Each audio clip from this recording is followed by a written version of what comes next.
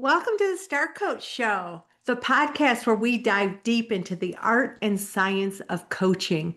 Whether you're working to strengthen your partnership with your clients, build a thriving business, or change organizations through the power of coaching, you are in the right place. I'm your host, Meg Rentschler, and today I'm diving into one of the most hotly debated topics in our profession. Well, maybe that's exaggerating a little bit, but it is important. And that is, should coaches take notes during sessions? It's a question that splits the coaching community right down the middle. And today we're going to explore both sides in what I'm calling pen versus presence. We're starting with that simple question that doesn't necessarily have a simple answer. When you're sitting across from a client, whether you're in person or on a virtual platform, should you have a pen in your hand or should your full attention be on the client?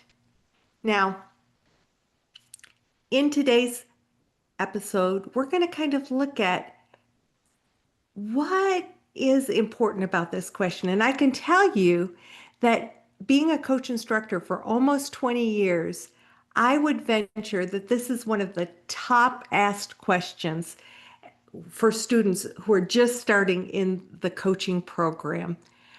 I have probably been asked this question, like I said at the beginning, over 100 times.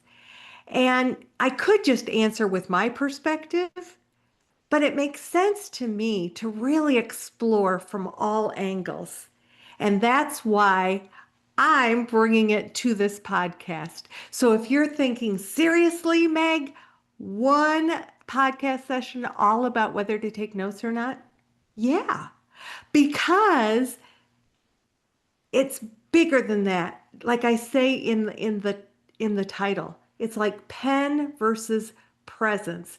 And it's about what it is that we're thinking about and what we're telling ourselves and how it's influencing the partnership. So, yeah, it's worth an episode. Now, before we dive in further, I just want to ask you to take a minute and subscribe wherever you're listening. I am all about helping coaches thrive, get obstacles out of their way. And if you want to be sure that you never miss a tip, a strategy, a tool that we're offering you, then you've got to take a minute to subscribe on YouTube at Star Coach Show or wherever you're listening, whatever platform you're listening on, so that every Wednesday when a new episode goes live, you get it. And on YouTube, you get my Tuesday tips as well. So now let's talk about the two camps on this issue of note taking. Now, I don't know for certain whether we're equally divided, but I will say in the research that I've done and in the people that I talk to, there's definitely some strong opinions on both sides of the equation here on to take notes or not take notes. It's sort of like the great, cat person, dog person debate. Each side really feels confident and passionate about them having the best pet to be connected to and to be loved by. Well, in this situation, we definitely have two sides of the coin with strong opinions on both sides. Let's start with the strategic notes school. Those people who believe in let's take notes strategically, that notes can actually enhance the coaching experience. On this side, we've got people arguing that note taking can actually make you a better listener. They say that it kind of forces you to distill what you're hearing down to its essence, sort of like a journalist finding that lead to the story. Now, if that's really what note taking is doing, then I'm all about that. My question would be, Is it really forcing you to distill down to the essence, which is absolutely key, or is it creating a need for you to capture every detail and to get down into the weeds? And if that's the case, then I would argue that the note taking is getting in the way instead of enhancing. So let's stay with the school of thought around the strategic notes. This is a helpful thing. One coach noted from her perspective that she believes her coachees appreciate the fact that she is taking notes because it gives space rather than them feeling like they're just being stared at or looked at. It's sort of as she looks down to take notes, it gives the coachee a break from sort of being under the spotlight. And so that's an interesting perspective to even think about the psychology of being watched. What are we doing to sort of give our clients room to breathe and break away from maybe some of that intensity of feeling watched? Strategic note taking might give a little bit of that breathing room. The other thing that I've noted in my years, I started as a therapist. I would take notes during my therapy sessions, because, notes are required in the therapy space. And I just found that, if I would share with my clients the reason that I was taking, I'm just capturing some of what we're talking about for the purposes of your, sort of insurance requiring that they're confidential to you, but in fact, your insurance company can request notes or request evidence that you have gone through therapy. So in the therapeutic sense, I used to, and I got really good, I think, at like maintaining eye contact, writing down just a few key things, letting my clients know that I wasn't writing about them. I was just sort of capturing the essence of what they were sharing so that we could note their progress and medically sort of follow them. The other thing that I have found for myself, this is just a Meg thing, I don't know whether it resonates with you, is that when I am doing a session that is strictly on the phone, no video, not in person, but just a telephonic session, I find that note taking does help my listening in a telephonic session. It keeps me from sort of looking around and anything distracting me. I look at the notes and I might just write a few key words, but somehow noting what's being shared on the phone on a note helps me. However, that's very different for me face to face and if we're on a video connection. So it's interesting. That's just, I would be really interested in hearing from some of you listeners, like, what's that experience like for you? Is there, depending upon the modality that you're doing your sessions in, does that influence the way that you take notes? So we've looked at some of the argument for the strategic notes, that it's a good way to track progress, it's a good way to remember details, it's a good way to track overall progress and accountability, gives me something to look back on, and that there are some real benefits to taking notes that way. Let's now look at the school of minimal note taking, whereas basically the concept that less is more. One of the things that I have noticed as a coach instructor is that beginning coaches like to take really detailed notes during every client session. And what it does, in my experience, I'm happy to get pushback on this, is that it takes attention away from what's really happening in the session and certainly from some of the nonverbal cues that our clients are offering. Now, I want to kind of preface this with it's really understandable. There's a lot of internal chatter. especially when we're new at something and we're trying to grow into that skill. I think there's a real fear of not remembering everything along the way. And so this is what I argue. I would argue that you don't need to remember every detail along the way. That what we are doing is holding space for the client to process through and to hear themselves process things through. And our job is to listen for themes and what's bubbling up overall for the client. And in fact, I want to paint a picture for you. Picture that you're in a coaching session with a client who's working through a dilemma and they are talking through all the details and you're furiously trying to write every detail and track it all down.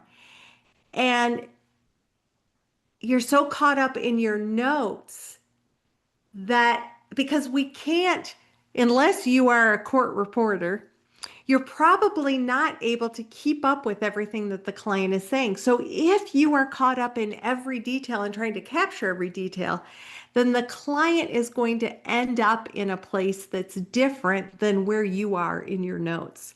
You might be 30 seconds lagging, you might be a minute lag, I don't know, but what you're writing and what the client is sharing is very likely to not be in sync. So I would challenge that if the client has actually been processing, they've ended up in a different place than where they started, and very likely in a different place than where you are on your paper.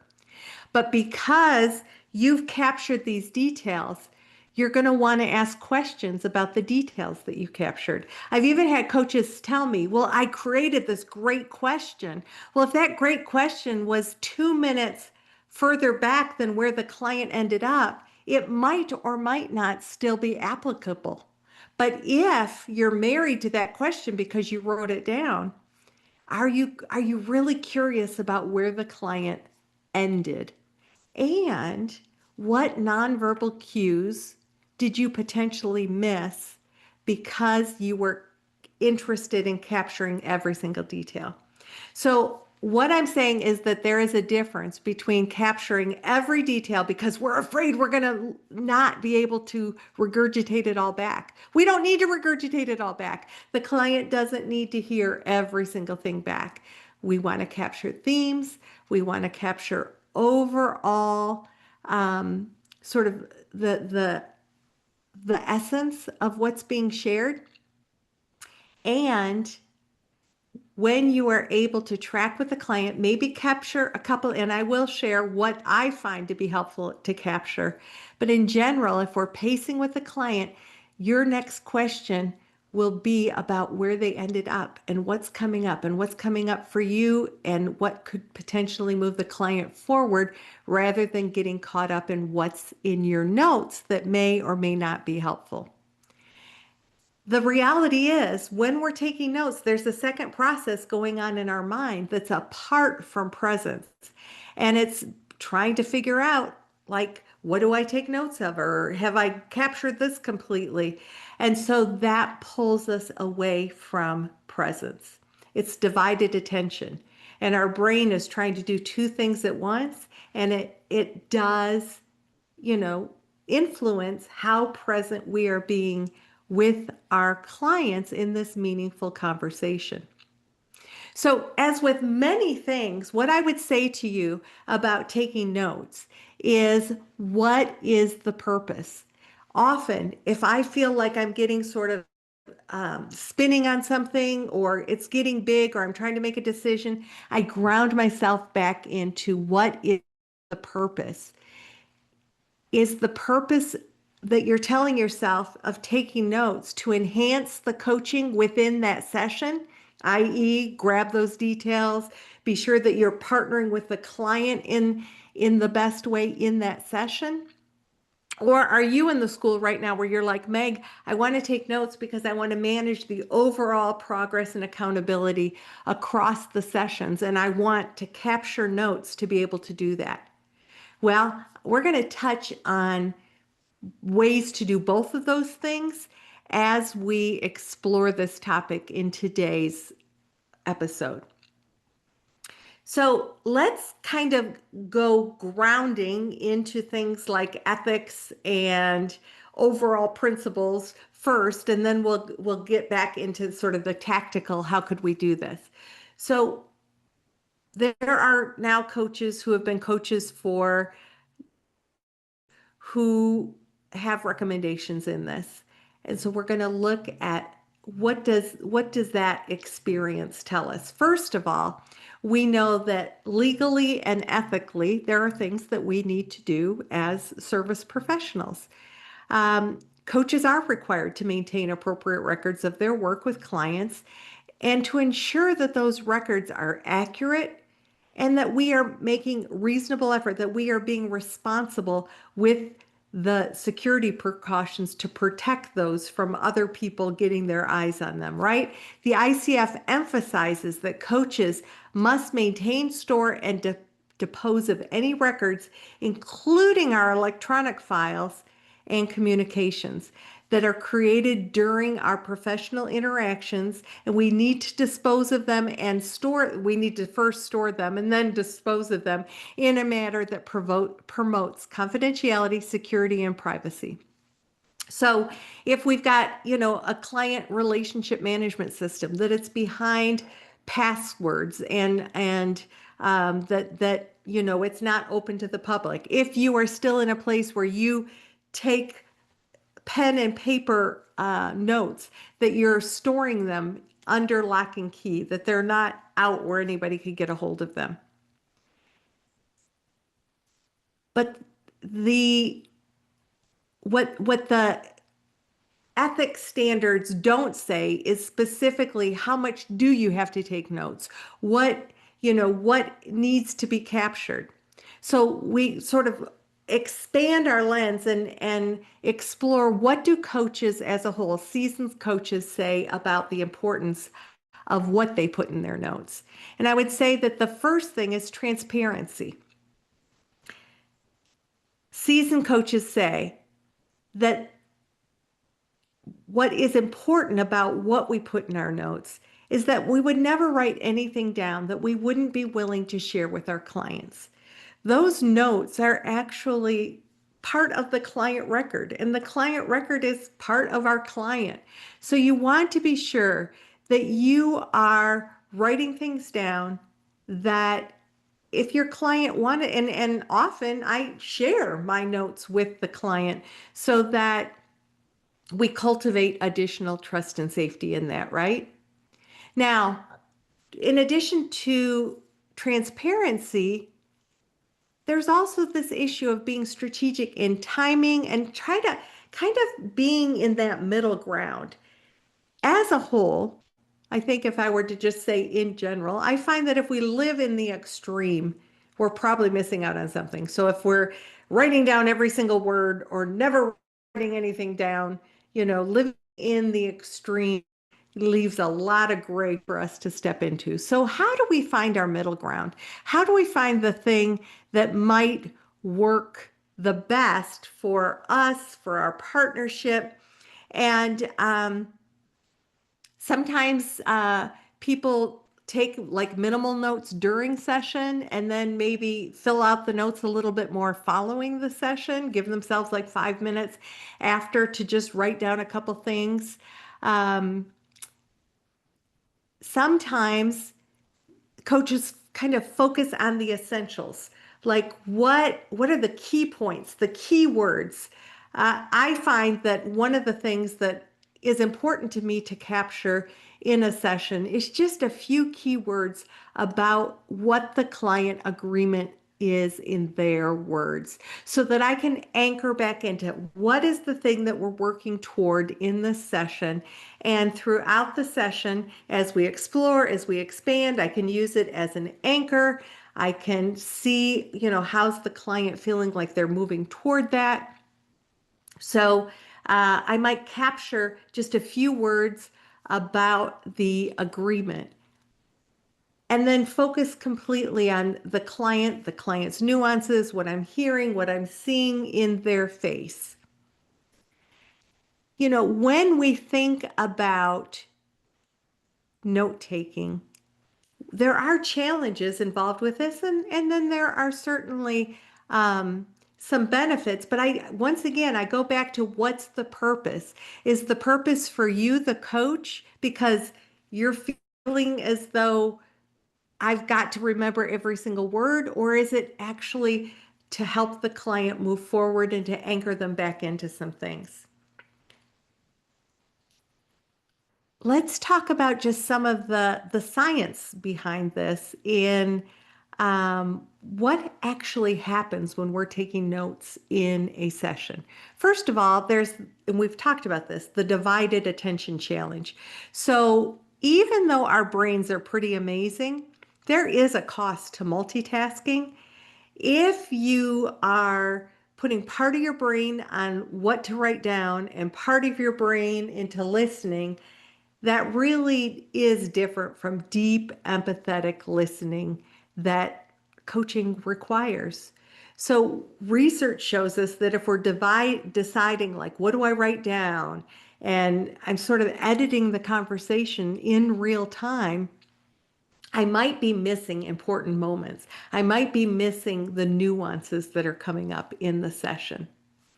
We also know that our nonverbal communication is just huge, right? Like 55% of communication is body language, 38% is tone of voice, only 7% is the actual words. So if you're spending all your time writing down the actual words, what are you missing in the 93 other percent of things that are going on in the session?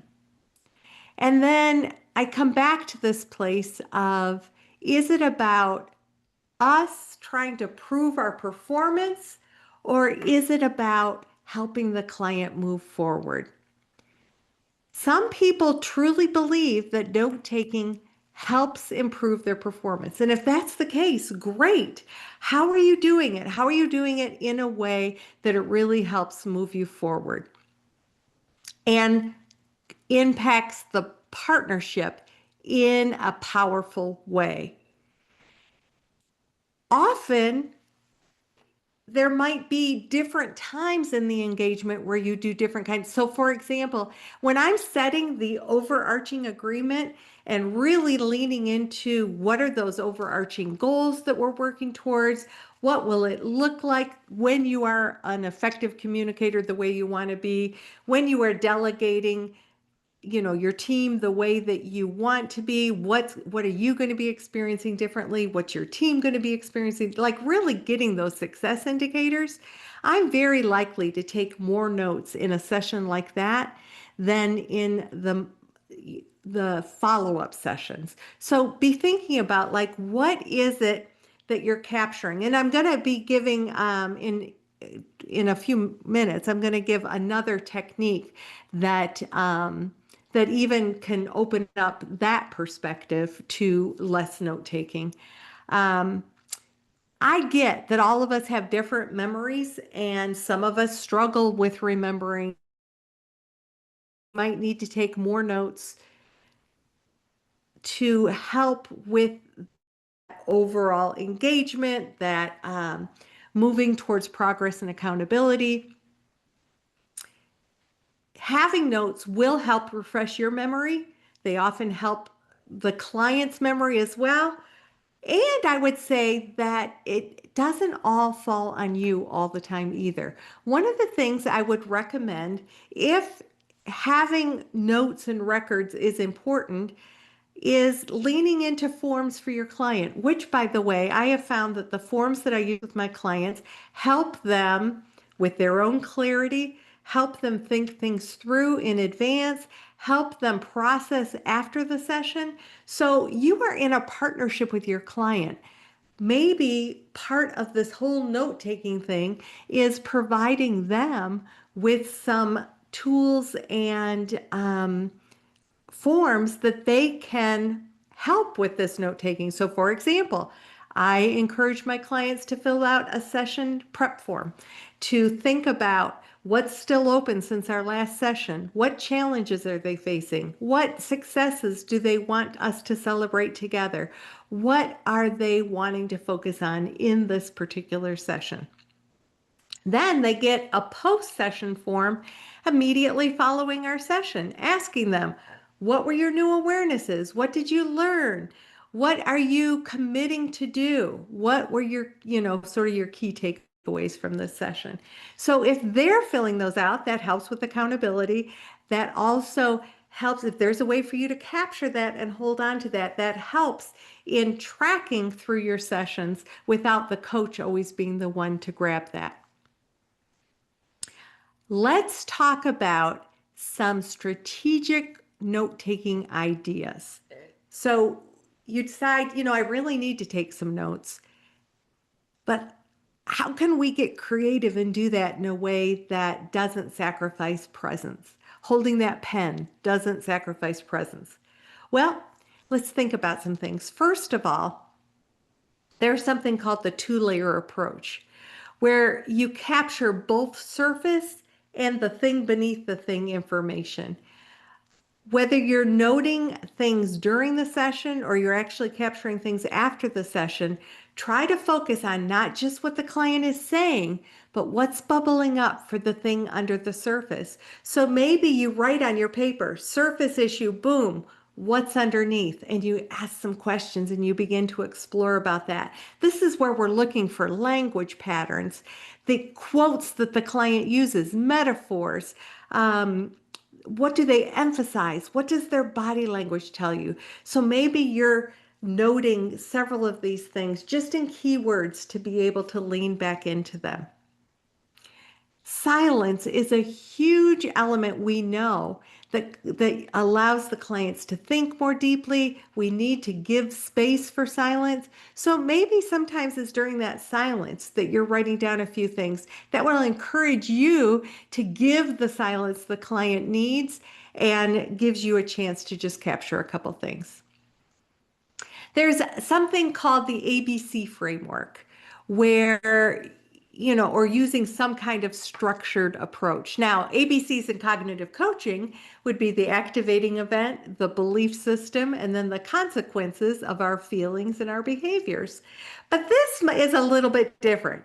This ABC framework is maybe actual. What's actually happening? What's the client bringing to the table? Then B might be, what are their beliefs and their behaviors? How are they showing up in the face of this actual event? And then C's could be like committed actions. What are they committing to doing?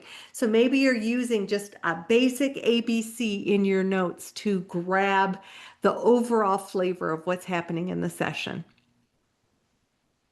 Maybe you use a sort of structured note to capture the date of the session, the client name, the type of session you're having, the main focus, and then like it's a bit like a coaching prep form, but you're filling it out.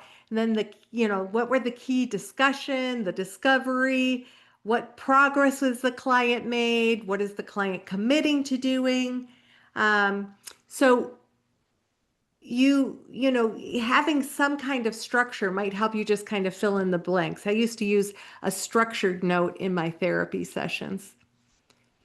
The other thing I would encourage you to do is pay attention to the rhythm of how you're taking notes. Are you obsessed with the note and like paying all attention to the note? Are you looking for like natural pauses? Like I said before, using the time that the client is silent and processing.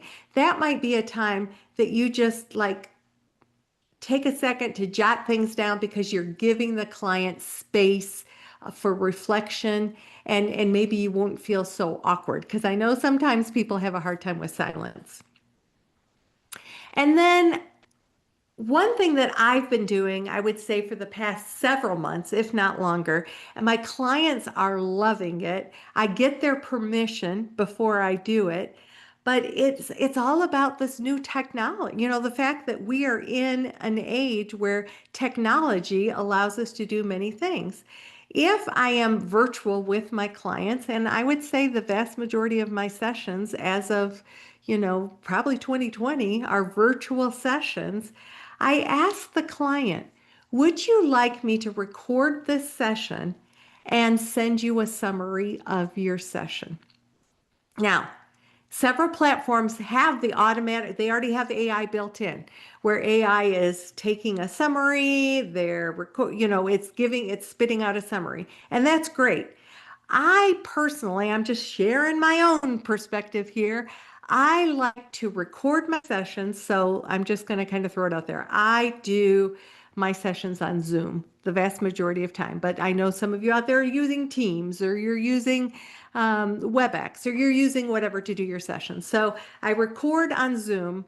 I like to then get a transcript, and there's a couple different places that I have because I have a membership and it's hosted on membership.io.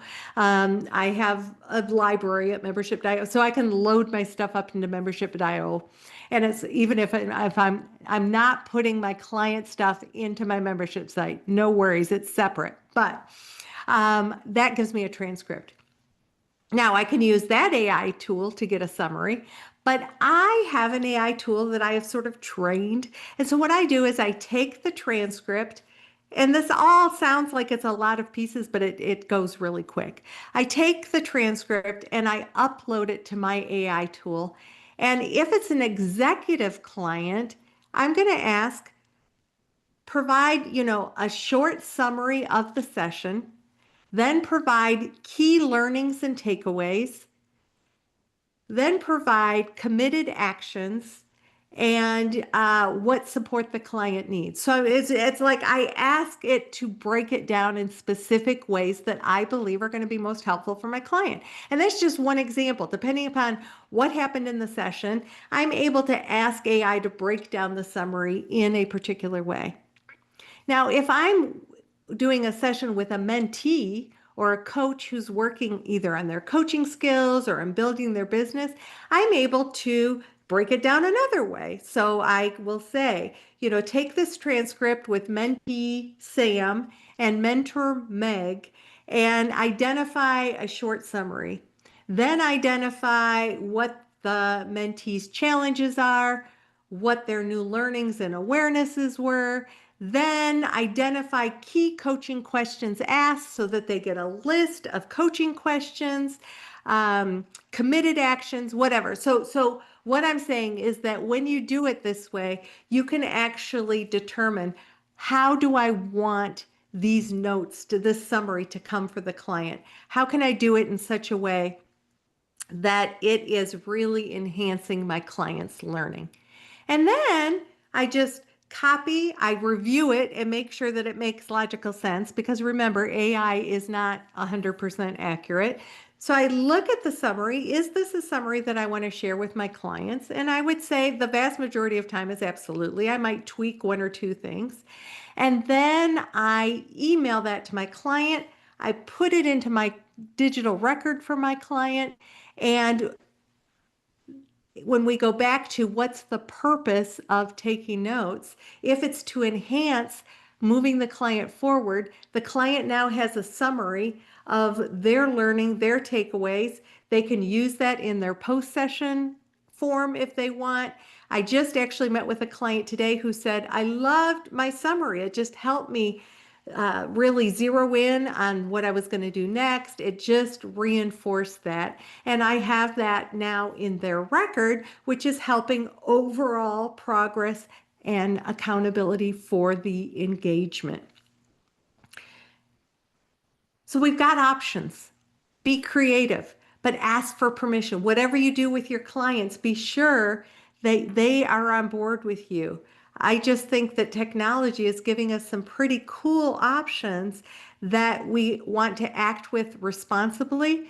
And what can that do to potentially enhance your coaching engagements? As we begin to wrap up, I just want to encourage you to find your own approach.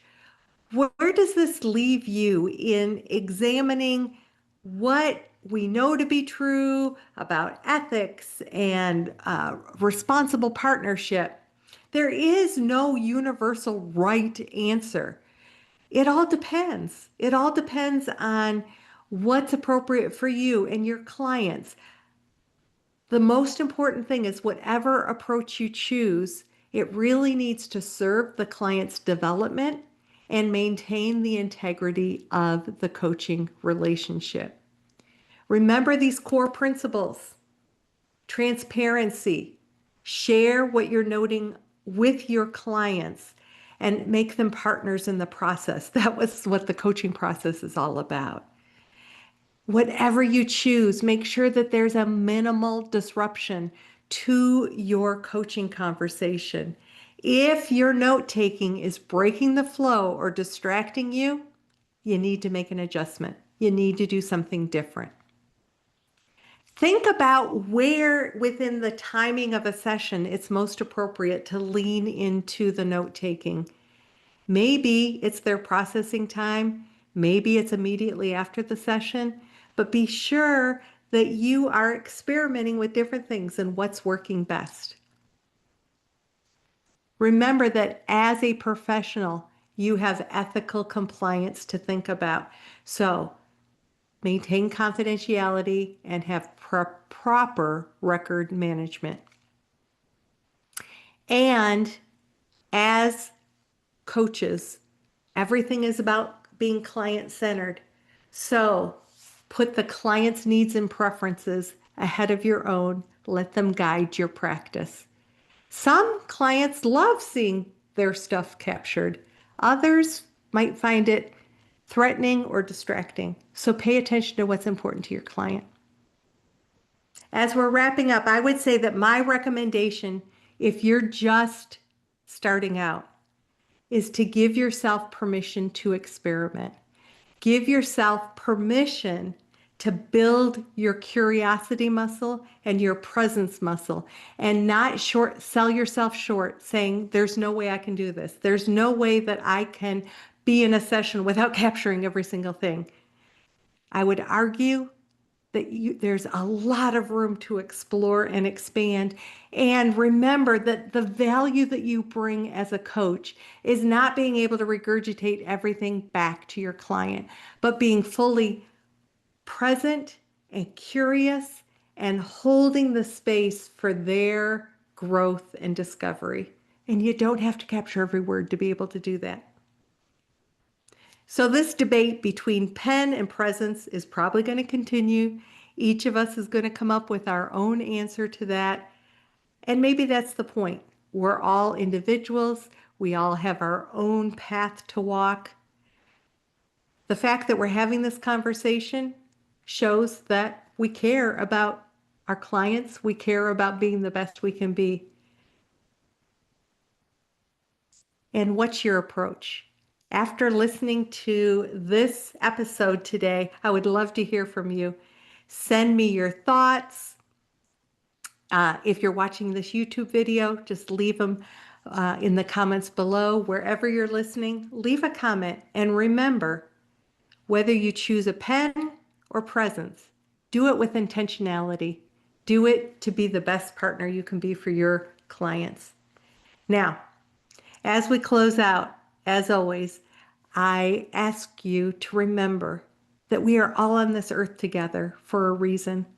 Let's listen more deeply, be more curious, be kind to ourselves, and be kind to others.